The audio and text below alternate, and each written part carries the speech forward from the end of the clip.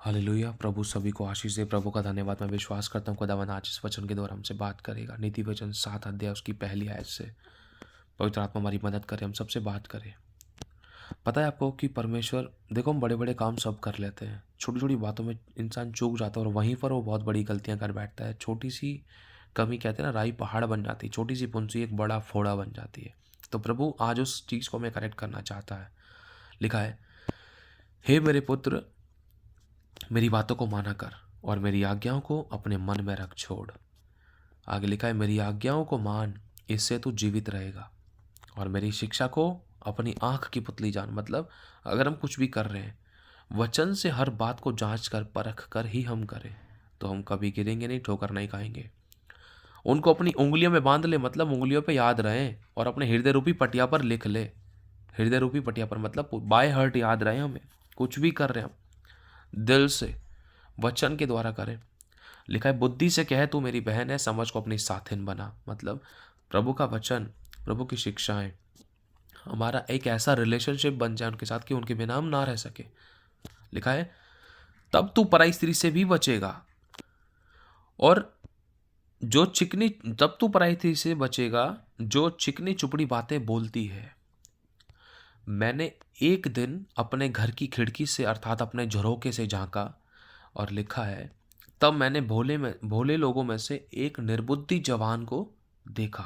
भोले लोगों में से एक निर्बुद्धि जवान को देखा। निर्बुद्धि मतलब जिसके अंदर परमेश्वर का डर नहीं है।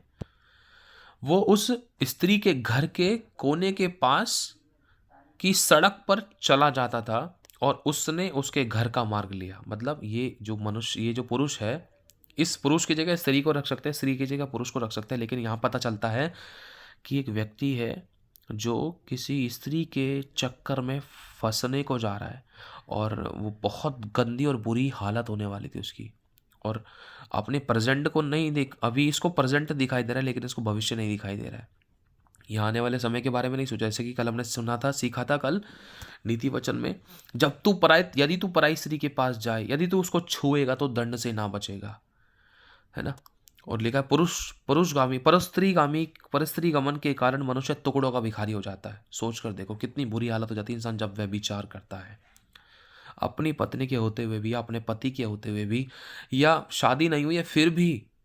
लिखा है, वह उस स्त्री के घर के कोने की सड़क के पास चला जाता था और उसके घर का मार्ग लिया। मतलब घर की तरफ।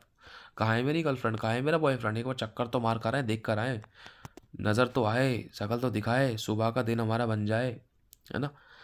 लिखा है, उस समय दिन ढल गया और संध्या काल आ गया, वरन रात का घोर अंधकार छा गया था। पाप के काम अंधेरे में होते हैं।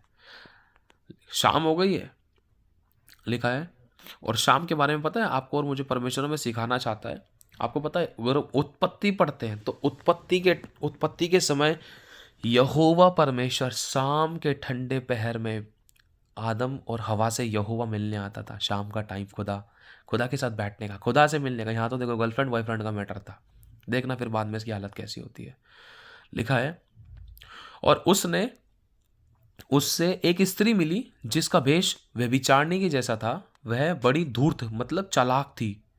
शैतान के बारे में लिखा ना, धूर्त। वह शांति रहित थी और चंचल थी। वो अपने घर में ना ठहरती थी। जब वो अपने घर में नहीं ठहर पा रही तो दूसरों की कहाँ से हो सकती है। कभी वह सड़क में, कभी वह चौक में, कभी कहाँ पाई जाती थी। एक एक कोने पर वह बाट जोती रहती थी। मतलब ये एक स्पिरिट है, ये एक दुष्ट आत्मा का काम है। चाहे ये पुरुष वाली बात है, चाहे स्त्री वाली बात है।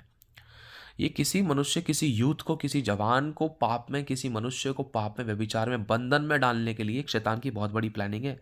आज आप जान सकते हो, हमने देखा है बुजुर्ग लोग तक भी सेटिंगबाजी में लगे पड़े हैं। बुजुर्ग बहनें, बुजुर्ग औरतें, या शादीशुदा भी, या जवान बच्चे, स्कूल वाले बच्चे भी, है ना, फ़ोन लेकर घूम रहे हैं व्यभिचार में। स्कूल के अंदर रेप, स्कूल के अंदर प्रेग्नेंट कर देना, बहुत सी चीज़ें हैं ना, हमने बहुत सी चीज़ें सुनी है, न्यूज़ आप लोगों ने सुनी होगी।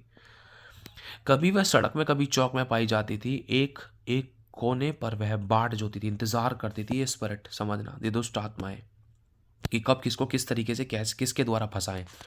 लिखा है, तब उसने जवान को पकड़कर चूमा और निर्लज्जता की चेष्टा से उसको उससे कहा, मतलब बिना बेइज्जती के द्वारा, मतलब बिना बेइज्जती के, बिना कुछ हिचक के उसको पकड़ लिया और उसको फंसा लिया। और निर्लज्जता की चेष्टा से उससे कहा, मतलब बिना किसी की लज्जा, लज्जा मतलब बेइज्जती, बिना बेइज्जती के कोई परवाही नहीं की, मतलब बेइज्जती हो रही है होने दो। लिखा है मुझे मेल बलि चढ़ाने थे और मैंने अपनी मन्नतें आज ही पूरी की हैं, इस कारण मैं तुझसे भेंट करने को निकली। मैं तेरे दर्शन की खोजी थी, मैं तेरे दर्शन की खोजी थी, मैं तेरी राह में थी, मुझे तो मेल बलि चढ़ाने थे। मैं तो सोच रही थी कि मैं कहाँ मिले मुझे, कहाँ तेरा दर्शन मैंने देखा, मैं तो सोची थी, मैं तो सोच रहा था कि कोई मुझे लड़की मिले, कोई लड़का मिले, गर्लफ्रेंड बना ले, और अभी मिल गई है भाई। लिखा है मैंने अपने पलंग के बिछौने पर मिस्र के बेलबूटे वाले कपड़े बिछाए हैं, मैंने अपने बिछौने पर गंदरस और अगर और दालचीनी छिड़की है, मतलब सही ही बिस्तर की तैयारी कर ली पाप के लिए। लिखा है इसलिए अब चल हम प्रेम से बहुत तक जी बहलाते रहें और परस्पर की प्रीति से आनंदित रहें। जो गिफ्ट परमेश्वर ने हमें दिया है, एक पुरुष को एक स्त्री को, पुरुष के लिए स्त्री, स्त्री के लिए पुरुष, मतलब ये जो रिलेशनशिप, जो शारीरिक संबंध है, ये सिर्फ शादीशुदा के लिए है। और इसको व्यभिचार के रूप में शैतान ने एक जवान लड़के लड़की के सामने परोस दिया और उनको फंसा लिया। लिखा है हमने बहुत सारे केसेस देखे, लड़का लड़की के साथ ऐसे रहा कि मैं तो कभी नहीं छोड़ूंगा जन्म जन्म का साथ, लेकिन शादी होने के बाद या शादी से पहले उसका रेप करके भाग गया, शादी होते के साथ ही उसको छोड़ दिया। और कितने कोर्ट केसेस चल रहे थे, सोच कर देखो। और लड़की भी ने भी शादी इसलिए करी क्योंकि उसने मेरे साथ रेप कर लिया, लड़के ने भी शादी इसलिए करी क्योंकि क्या कहते हैं कि कहीं लड़की मेरे को फंसा ना दे, कहीं लड़का मेरे को फंसा ना दे, है ना। और चलो रिलेशनशिप बन गया, फिर भी उसके बाद और एक दूसरे के मन में फीलिंग्स तो आई, लेकिन शादी के बाद झटपट खत्म, रिश्ता तोड़ दिया, फिर कहीं और मुंह मारने लगे, फिर और किसी के साथ व्यभिचार। लिखा क्योंकि मेरा पति घर में नहीं है, वरन वह दूर देश को चला गया है। पति घर में नहीं है, परमेश्वर तो देख रहा है। किससे छुप सकते हैं? फैमिली से छुप सकते हैं, परिवारों से छुप सकते हैं, लोगों से छुप सकते हैं, खुदा की सीसीटीवी से नहीं। वह चांदी की थैली ले गया है और पूर्णमासी को लौट आएगा। लिखा ऐसी ही बातें कह कहकर उसने उसको अपनी प्रबल माया में फंसा लिया और अपनी चिकनी चुपड़ी बातों से उसको अपने वश में कर लिया। किसको? एक मनुष्य को अपने वश में कर लिया। लिखा है वह तुरंत उसके पीछे हो लिया, जैसे बैल कसाई खाने को, या फिर जैसे बेड़ी पहने हुए कोई मूड ताड़ना पाने को जाता है, पिटाई खाने को जाता है, जैसे बैल कटने को कसाई खाने के लिए जाती है, धज्जियां उड़वाने के लिए।